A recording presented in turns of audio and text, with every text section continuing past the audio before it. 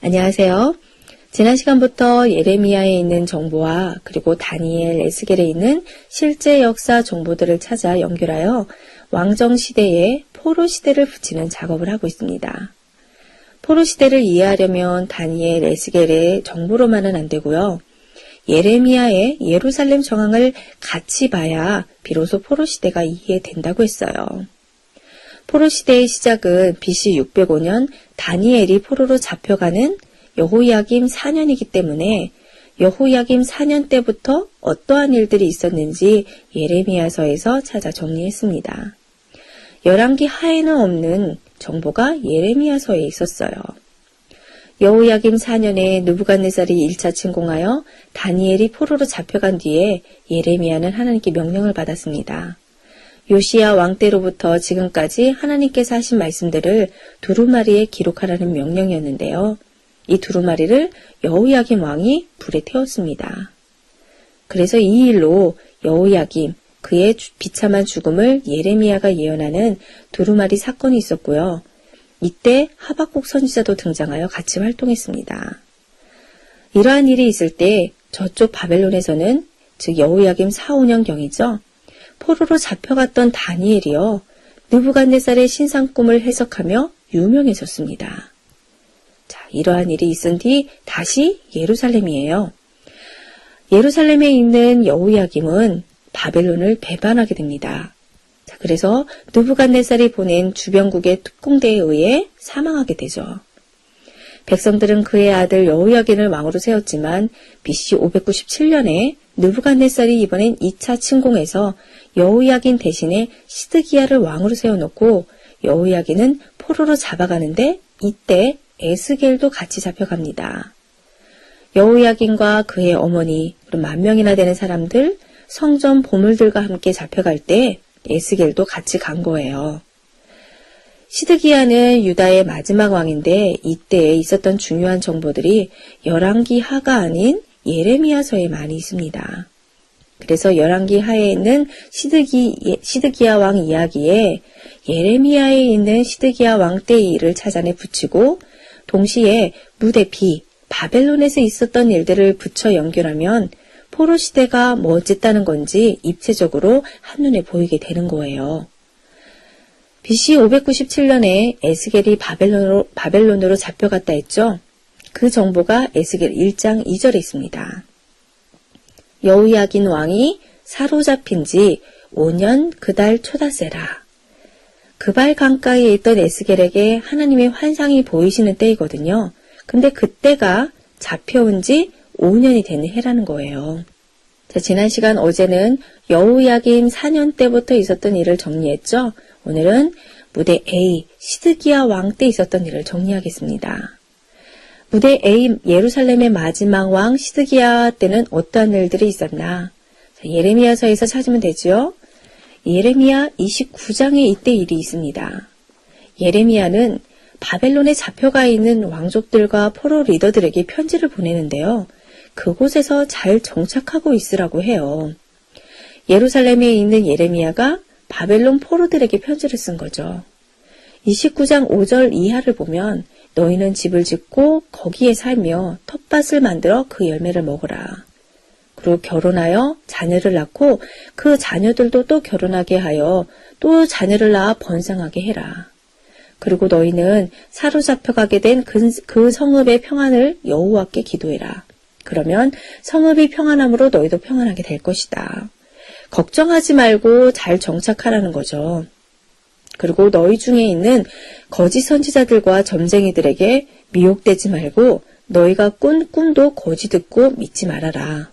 왜냐하면 그것은 그들이 거짓을 예언하는 것이라고 경고를 해요. 자, 그러면서 왜 자녀를 낳고 정착하여 살며 그 땅의 평안을 구해야 되는지 10절에서 그 이유를 말해줍니다. 여호와께서 이와 같이 말씀하시니라. 바벨론에서 70년이 차면 내가 너희를 돌보고 나의 선한 말을 너희에게 성취하여 너희를 이곳으로 돌아오게 하리라. 너희를 향한 나의 생각은 평안이요 재앙이 아니라 너희에게 미래와 희망을 주는 것이다. 너희가 내게 부르짖으면 내가 너희들의 기도를 들을 것이요 너희가 온 마음으로 나를 구하면 나를 찾을 것이요 나를 만나리라. 너희를 포로된 중에서 다시 돌아오게 하리라.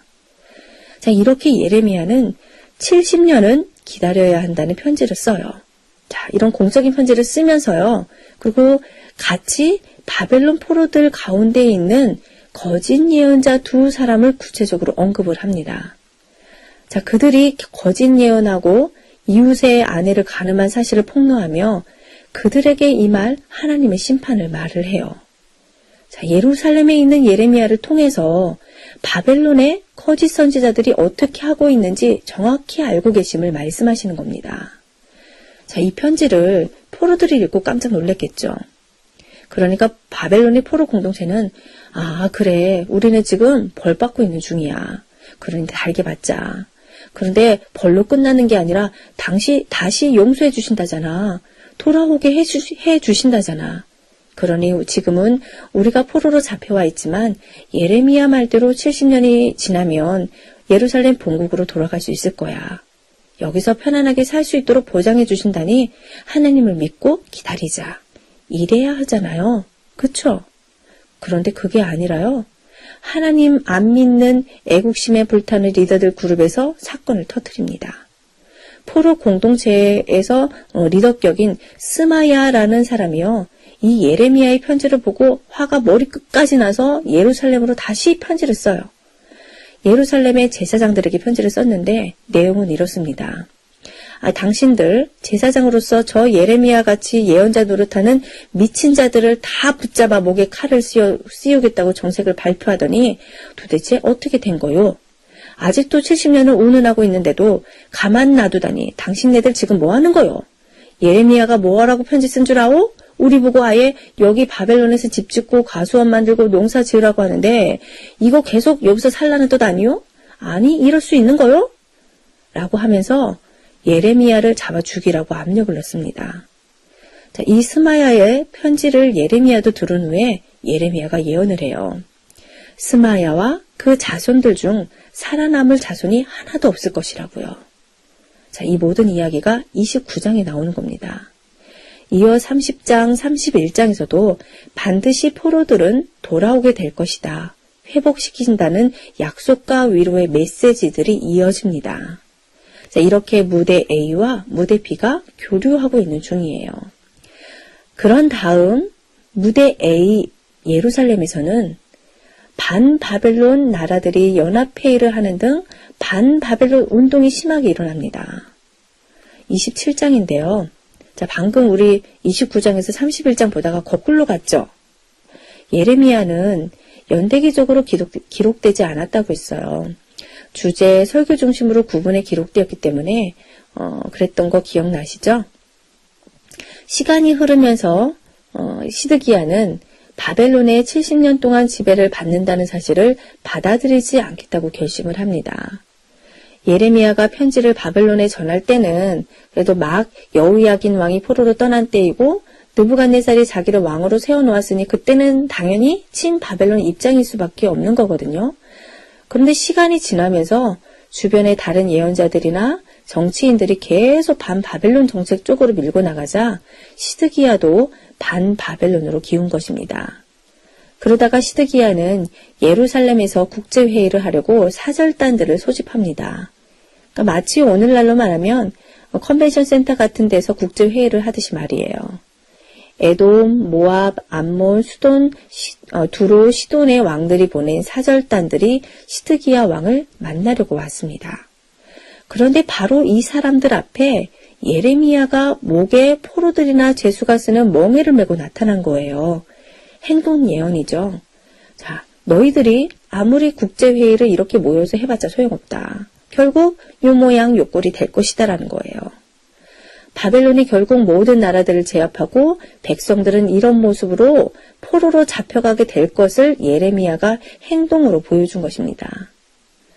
자, 그리고 이러한 일이 있은 후에 약 5개월쯤 지났을 때 하냐냐라는 거짓 선지자가 부상하는데요. 그는 이렇게 주장합니다. 예레미야는 가짜다. 70년이 웬 말이냐? 2년이다, 2년. 2년 만에 포로들이 돌아온다. 내가 진짜 하나님으로부터 계시를 받았다라고 하는 거예요. 이 하나냐의 영향을 시드기야가 받고 변심한 것 같은데요. 이 하나냐 어떻게 되었을까요?